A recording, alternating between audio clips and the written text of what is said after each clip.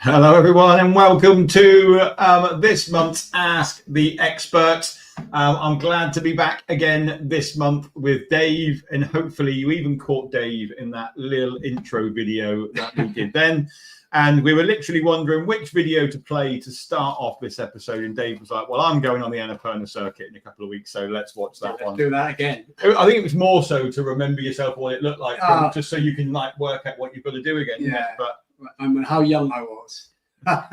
quite a few years ago now. Oh, shut up.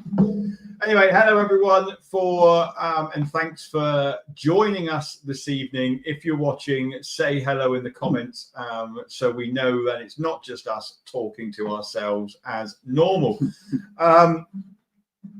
So yes, Dave, you're off in a couple of weeks. Yes. I'm off in a couple of weeks. We're both heading to Nepal.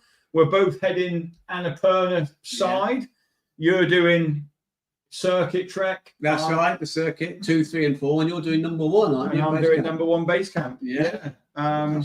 Which is the first time we've done an Annapurna base camp trek with the bucket list company. So it will be nice to tick the base camp off. Yeah. And I know a lot of people kind of think about what the differences are between them. Hello, Deborah. Thank you for letting us know you are watching. It does mean a lot that we're not just talking to. I'm Vicky. Hi, Vicky. Vicky's watching. I mean, to be fair, a lot of our regulars are probably away on trips at the minute. Yes, doing things. I know Kaylee's out in Indonesia. She normally joins us. Yeah.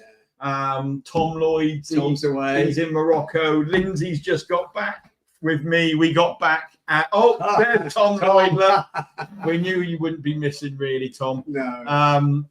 And there's Lindsay there as well. So yeah, Lindsay and I landed in Heathrow this morning with a group coming back from Tanzania. We've just been and done the Tanzania safari, which I will talk about in a minute. Good. But yeah, so back to base camp. I know a lot of people kind of Annapurna, they think about what's the differences between Annapurna base camp, Annapurna circuit trek.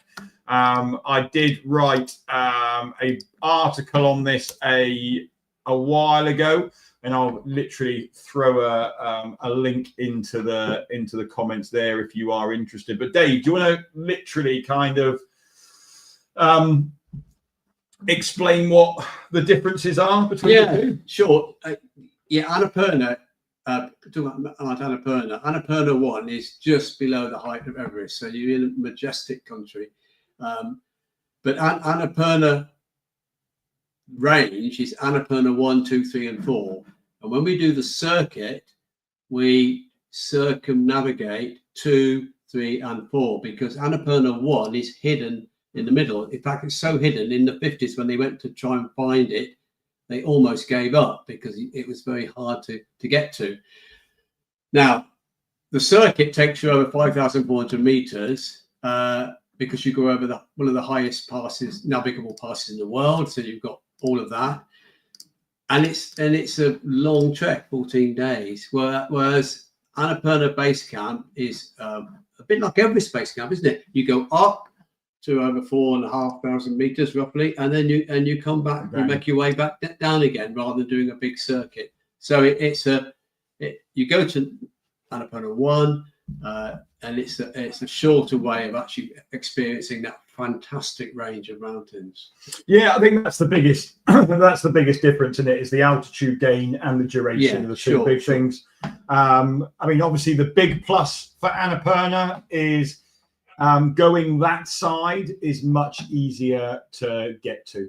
Obviously, as if anyone's listened to the lives before, the podcast before, we always talk about issues with flying into Lukla, and those you don't get going on to the Annapurna side and going via Pokhara and going out that way. So that's a great plus. It's a great plus. And then the other thing is just the altitude gain. Like if people don't want to, maybe they're not sure how they're going to cope with altitude. Annapurna base camp is a great option, and we get so many people as well. I've got someone coming on my Annapurna base. In fact, I've got 2 people coming on Annapurna base camp that have both done Everest base camp. and they enjoyed trekking in Nepal so much. So then it's fantastic, isn't it? So then they're going to head back and go on the Annapurna side. And I know a few years last October, when there was like 6 days of no flights into Lukla, a lot of people were turning around who had planned to do an Everest base camp trek. Obviously, because they lost a few days at Lukla, they couldn't fit in a circuit on their itinerary because they'd already lost a few days. Annapurna circuit, same duration as Everest base camp, identical almost in terms of that. But with the Annapurna base camp being slightly shorter, then it does mean that you can, turn around and go back and at least still get some trekking done. I know a lot of people were doing that. And beyond the no illusion, you are still in sight of a majestic mountain. It's only a little bit shorter than Everest, and actually you see it clearer than you actually see Everest from Everest Base Camp. So you are really in the midst of these giant mountains. Incredible. Yeah, and I think it's the question that I ask everybody when they want to go trekking in Nepal is, why do you want to go trekking in Nepal? Yeah. Like, if you want to go and see Everest Base Camp, then obviously you're going to go and book to go and do Everest Base Camp. That's fair enough. But if you just want to go trekking in Nepal, then personally, I think make sure you do look at the Annapurna side of things, whether it's a base camp or a circuit trek, because for me, they're quieter, much, not as highly populated, absolutely right, not as commercial in the sense of, no. People, the villages you go through, people live in. They're not just there for the season, which some of the places you stop at this base camp, they're just there for the season. People are there, they own a property, whatever. But you go to tea houses, and I always give this example. You go to the tea houses on the Annapurna circuit, and there's a little garden outside, fertilised with yak dung. You ask for a hot mint drink, and the owner goes outside and picks a piece of mint that he's planted, he brings it in, washes it off, and he makes you a hot mint drink, which is absolutely lovely. That's the difference for me. You're really with people who are living in those places and have got their families there as well. Yeah, it's lovely. So I've put some links in there to both of those trips. I've put a link in there to compare the base camp, or the article comparing the circuit with the base camp trek. So if any of those do interest you, go and check those out. And obviously, if you've got any questions, please do ask away. This is a Q&A session. So we do like to answer questions that you ask. So if you have got any questions on any of our trips, or you've booked a trip, or you're thinking of booking a trip, or you don't know what trip to do, then please add your question into the comments, and hopefully we will get round to answering it, and hopefully we'll get some questions as well, because it does make our job a whole lot easier. If people do, there's so much we could talk about. Hello to Sarah. Sarah's looking forward to the Thailand trip with us in November, and I know you've got another few planned as well, Sarah. So looking forward to those ones. So what's going on at the minute then? We've had lots of trips away. September is always busy. Kilimanjaro is a great month. September's a great month for climbing Kili.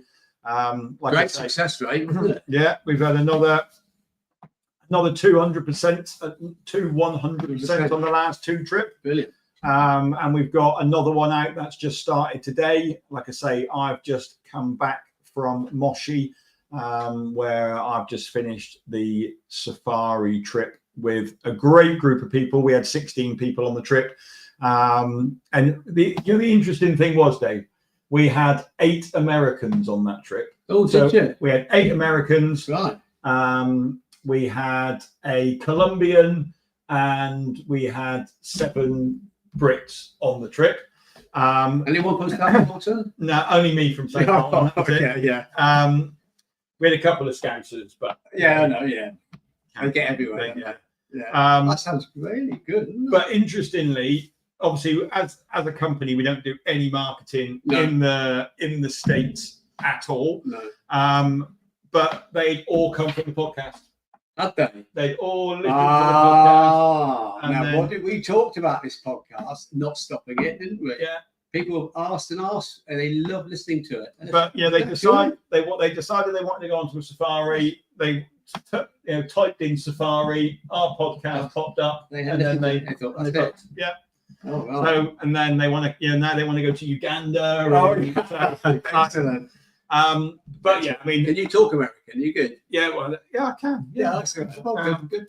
You just don't talk politics. No politics. We don't. It's bad enough in this country. Yeah. But no, great group. The trip was amazing. Obviously, we got to see the Big Five. The pictures. Oh, yeah. Tom's just put there. The pictures you took were amazing. Yeah. Oh, thanks, Thomas. That's nice to hear. Nice from I Tom. was classed as P1 on the trip, photographer one. That was my. Oh, were you? Yeah. Wow. Yeah. Lindsay was P2. Oh, was she? Yeah. Oh dear. Which I know. Well, she's got a lot to learn, but she's doing better. She's doing better. Lovely Lindsay. Lovely Lindsay. But yeah, we saw the Big Five. We did Tarangire National Park on the first day, Lake Manyara on the second day. Then we headed north up to the Serengeti, did central Serengeti, had the most amazing sunrise on the Serengeti. Right. And then, I saw that picture. It was a good picture. I know. And yeah, we saw, like I say, and September is a perfect time to go on safari because there is a lot of cubs around. Right. So we had cheetah cubs, we had lion cubs, we had hyena pups. We got to see a couple of leopard in the trees. That picture you got. So and it's one thing I will say. There's two ways to do a safari, right? And one way is to go and look at it with your eyes, because to see it, yeah. You don't want to be constantly looking behind. No. But obviously, I've been privileged enough now to do quite a few safaris in my time, and I enjoy photography. And you really do need to have the lens. Of course. Is this a Christmas? Is it a Christmas wish list? Yeah. Okay. If any of my mum's watching. Yeah. So you can hire them. I hired my lens to take out with me. Right. It costs £200 for the 2 weeks to hire one. Look at what you've got. But they are £2,000 to buy new, and how many times you're going to use it. So renting is a really good option. But if you want to capture, good photos, then you do need to have. So that is one thing that iPhones are great these days. Camera phones are great, but they're not going to. No, it's not going to. It depends what you want. You can see it with your eyes. Get a good set of binoculars. We got some questions, Dave. Right. So we got one from Deborah, who's doing EBC in November. All right. At what point do I get a link to be able to choose seats on the plane? So what you need to do, Deborah, is you need to contact the office, and they will arrange that for you. So if you just phone the office up or email into the office, they will be able to do that for you and sort it all out. And then Molly said, looking forward to EBC next month. Looking to buy a down jacket, but so many to choose from. What would you recommend, 700 or 800 fill? Okay. So when it comes to EBC in a down jacket, my advice is that you're probably not going to be walking in it. Maybe on the final day up to base camp. Yeah. Go up ship to the camp. Yeah. You tend to wear your down jacket more in the evenings when it gets cold, and the tea houses can be cold. Yeah. So, buy what you feel comfortable wearing. The biggest thing with your down jacket is you need to be able to get your waterproof over the top of it, because obviously if it's snowing as you're going up to base camp, you're going to have your waterproof on, but you're going to need to have that for warmth. So you don't want something too thick that you can't get your waterproof over, because obviously with it being a down jacket, it can't get wet. So that's kind of my advice to you is, how big is your waterproof and what can you get under it? As we always talk about, layering is layers. Yeah, I was just going to say layers. If you have a 700 and perhaps it's not quite warm enough, if you've got that merino vest underneath and maybe a very, very thin fleece, you will be as warm as anything. I promise you. I'm always saying this. I really feel the cold compared to, say, Keith, and that layering system absolutely works. So every time I've been to base camp, I've never been cold, and it's the same. We're just talking about Annapurna, exactly the same. Yeah. So that's kind of. And there is a blog post on down jackets for. And unfortunately, Tom's not here today because Tom's on holidays. He's moving house. So I'm having to be Tom today and find all the articles as well. So I will find it and I will post a link in. Dave's just seen it for me there. So there we go. I'll post a link now to the ones we recommend. And Outfit for me, I think gives the best. Great value. Great value for money. And a really great jacket as well. So do check Outfit out and see what they've got. Rowena's said hello. Hi, Rowena. looking forward to Annapurna next year. Yeah. So Rowena's got Annapurna next year, and she's got Sahara this year. Yes. With me. Twice. Yeah. So and I think she's got Thailand as well. I think she's doing back-to-back trips almost. Oh right. Yeah. Well, since she won the lottery, she's doing really well. So she's doing lots of training though, aren't you, Rowena? Lots every day. She's out 6, 7, 8 miles with her dog. There we go. So, and that's what, again, any treks like that, you can, like we always say as well, the fitter you are, the more you're going to enjoy it. Once you adapt to the altitude, you're absolutely right on it then. Yeah. So, what else we got been going on? Indonesia is happening at the minute. I've been seeing lots of posts from Indonesia. That's a party place. Seems to be like they seem to be having the best time. And it was lovely. Like I said, we got a group that set off for Killy this morning. Obviously, we passed in Moshi, and I got to see them as well. And so that was nice to see them. And I saw the tail end of the ones that had just finished it when we arrived. So that was nice as well. So it was great to. Are they doing different routes? No, they were both on Marangu. Right. So yeah, both on Marangu, and they've, again, good luck to the guys that have started. We've also got a group out in Gozo at the minute. They're scuba diving at the minute. Yes. That was Now Ian and Casey, I know. Ian and Casey are out there. Yeah, Daniel, who was out with me. Oh yes, he's gone back again. Wow, it's a lovely place. But they had a bit of a storm last night. So I hear the videos from Gozo last night were very wet. So yeah, but I have seen pictures today of diving. So good. I think they managed to. Well, that is the thing about Gozo. You could always find an area of the island which is out of the wind, which is clear water, because it is a circular island. And it's very small to get around. Yeah, and also as well, obviously, not everywhere has the wash going into it, does it? So there is still some places that you can go and dive. So I think they're having a great time. So obviously, give it another couple of weeks, and as what's been said from people here, they're heading off to base camp. We're kind of leaving the Killy. Yeah, then we're going into Nepal. And then we're going into Nepal into October. So finishing with the Sahara. And then finishing the Sahara with you. And we've got a Sri Lanka coming up. We've got a Thailand coming up as Rowena and Sarah are on. So lots of trips. And then obviously there is a new trip launching tomorrow. And if you've probably might have seen it on the emails, and that have come through, there is the priority list going.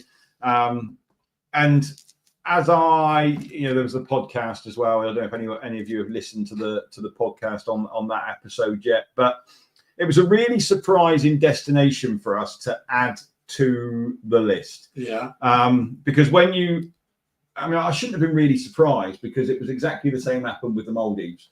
Like, you know, you think that's not going to be a bucket list destination from adventure travel. No. And that was kind of again, I had the same sort of thought process when it first hit my inbox with Mauritius. But actually, when you started looking into it, like as a destination, it is amazing for adventure travel. There's 12 spaces available for that one, going live tomorrow morning. Like I say, there is a priority list. If you've seen that, hopefully you've already signed up for it. If you haven't signed up for it, I will pop a link in now into for the priority list. You can get signed up. Like with only 12 spaces on the first trip going out, I kind of think it's probably going to fill up rather quickly. Yeah. But what happened with Bhutan? 20 minutes and it was gone. Yeah. So, you know, hopefully that happens again. But yeah, it'll be great to have a really good, you know, it'd be great to have a good success like that again. You know, it'll be a trailblazer trip. For those that don't know, our trailblazer trips are, you know, the first time we go and do them, there is a discount because it is a trailblazer trip. Yeah, it's a trailblazer trip. It's the first time it will happen. And yeah, we're looking forward to it. We'll get some marketing material from it. And yeah, we're good to go with that. Vicky's just asked, what makes it stand out? What makes it stand out as a destination? I think because there's two sides to the island with Mauritius. Yeah. There is the mountainous side, where there's waterfalls and you can go canyoning and you know, you can hike up the top of a mountain and have an amazing time and see the views of the whole island, because it is quite a small island. Yeah. And then obviously you go into you've then go down the other side and you've got the coastal, which literally just looks like heaven. Which literally just looks like the Maldives. But I mean, there was an image that I saw, and the way the reef looks, it just looks like it just drops off. Like it looks like a waterfall underwater. Again, accommodation out there is amazing. You know, we're staying in like independently run local boutique hotels. Yeah. Hence why the number's restricted to 12, because they are relatively small properties. Yeah. You know, we're not staying in like again with the Maldives, you know, we're not staying in huge, massive resorts. We're staying on the local islands. You know, and I think, you know, it's the range of activities. I think, you know, it really suits the trip in the sense of, you know, those single day activities where you can do lots of different and things. we certainly know a group of people who love all of that. Yeah, you know, and there's another destination for it. And you know, not everyone wants to you know, go trekking day after day after day. No, different activities. Again, there is a bit of free time within the trip as well to give you time to go and explore the island, to chill out, to have a bit of a holiday. You know, and that was one thing that I explained to my safari group this week, because we were staying in some absolutely, I was going to ask you about the accommodation. Amazing accommodation. Yeah. You know, like views over Lake Manyara, views over the Serengeti.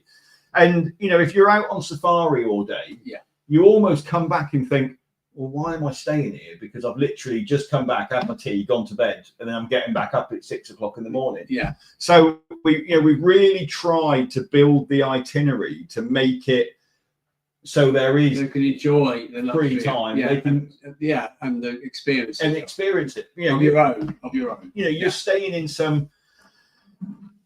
You know, just to give you an idea, the last lodge we stayed in, I went on Booking.com.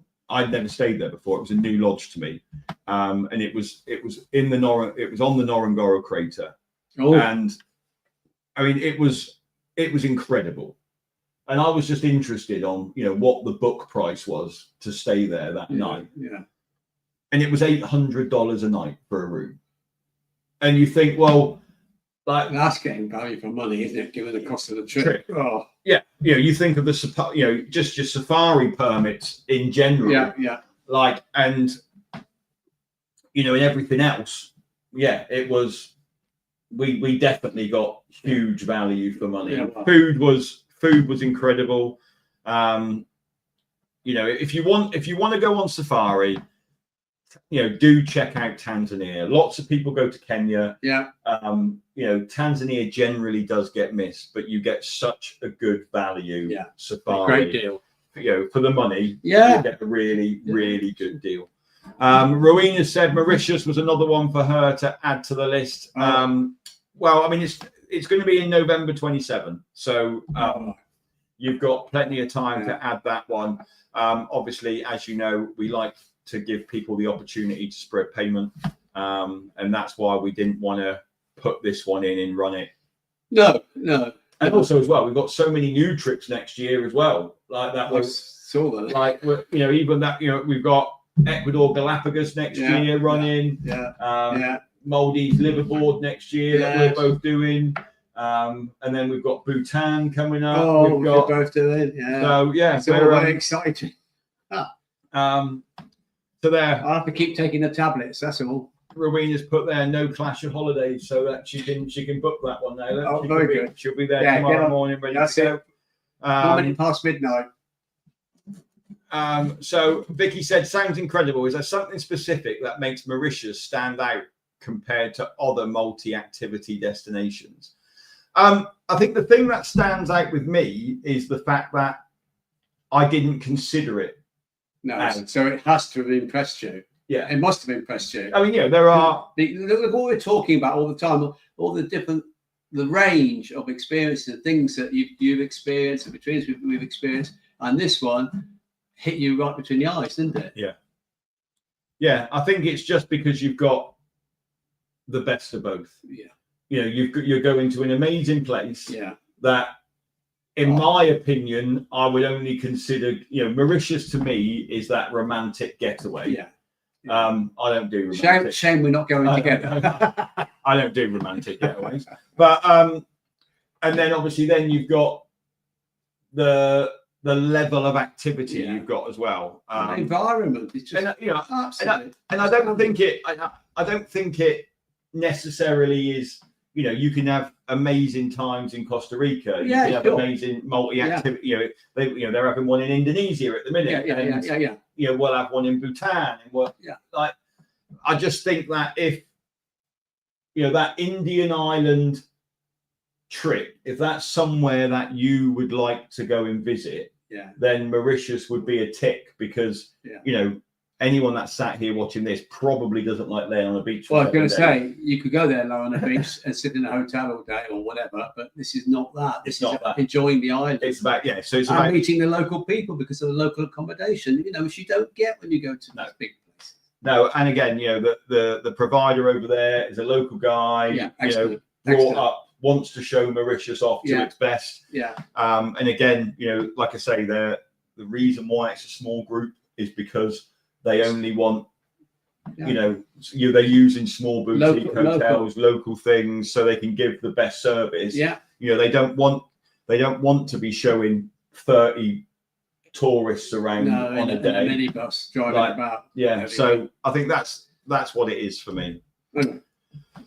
So anyway, we've actually gone over our half an hour tonight, Dave. Sorry about that. We're 3 minutes over. If anyone's got any last minute questions that they've got, please do put them in. We will answer them if we get them before we turn off. Obviously, if you're watching this and it's not live, still ask any questions you might have because the team will come back and answer those as well. They'll see in the comments and they'll get those questions answered as well. So do ask anything you might have. Obviously, you can always contact the office anyway. You can always send us a message on Facebook or whatever, and one of the team will come back to you. But I think that's kind of it for me, Dave. I'm going to go in. My body clock is saying it's 9:05. Right. I had 3 hours in the morning or the evening? in the evening. So it's nearly bedtime. Obviously, been on safaris, early nights. Oh yeah, early get up. So it's nearly my bedtime, and I did only have 3 hours on that BA flight home last night. Oh, was it a bit rough? Was it?